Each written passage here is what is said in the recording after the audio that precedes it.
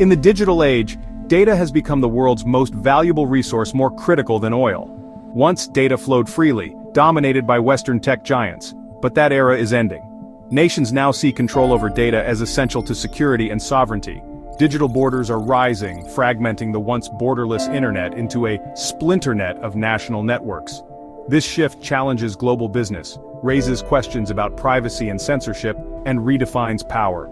For many leaders, foreign control of data is a modern form of colonialism, a threat to national independence. From Beijing to Brussels, governments are demanding local control, building data centers, and scrutinizing foreign tech.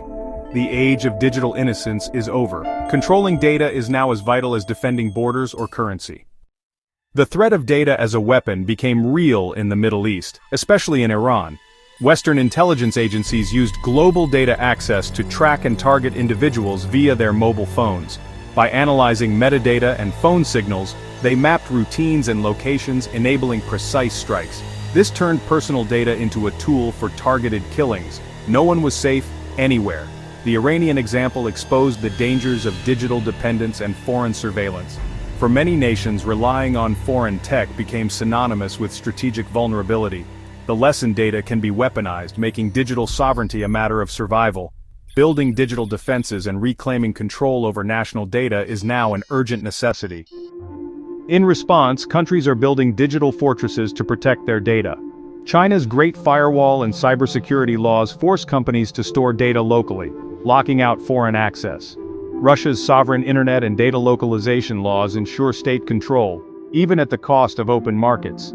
India bans foreign apps and pushes for local data storage to secure its digital future. Nigeria's data protection regulation mandates strict compliance and local storage for sensitive sectors.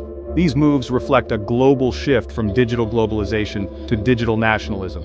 Each nation is striving to master its own data domain, prioritizing security over openness.